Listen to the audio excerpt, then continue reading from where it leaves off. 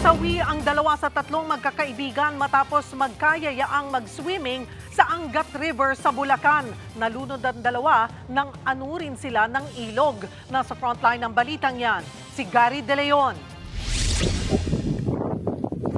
Maldo. Hindi ka pa pala.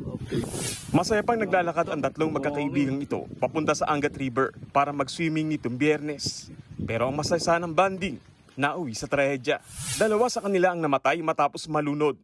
Kinilala ang mga biktima na sina Lord Jim Jen Valdez, 16 anyos, at Vince Kyle Manaloto, 15 anyos.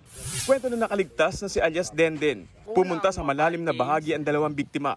Higit 1 oras daw silang naliligo nang biglang tumaas ang tubig at lumakas ang agos. Hindi na nakaaon ng buhay ang mga biktima. Nagkayaan lang po pumunta dun. Ako po talaga yung nagaya. So nandun na po kami. Dumaan po kasi si Adam sa sa umaagos. Magkapaagos daw po siya. Hindi ko naman po alam na dadaan sila doon kasi po nauna po akong tumawid eh. Asa mababaw na po ako. Tapos po nung nalulunod na po sila, sinry ko pong sagutin po ito.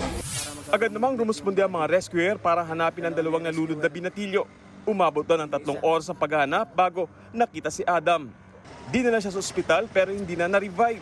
Si Kyle naman, kinabukasan, na-recover ang bangkay. Labis ang pagdadalamhati ng kanilang pamilya.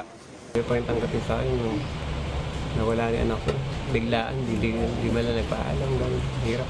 Kahit Bilang magulang po, hindi nyo maaano yung sakit na nararamdaman namin. Noong time na yun, biglaan po eh. Panawagan nila, lagyan na ng harang ang bahagi ng ilog dahil marami na raw ang nalunod doon. Nagbabalita mula sa frontline, Gary De Leon, News 5. Mga kapatid, Cheryl Hosing po. Maging maalam at may pakialam sa mga napapanahong issue at headlines. Mag-follow at mag-subscribe na sa social media pages ng News 5.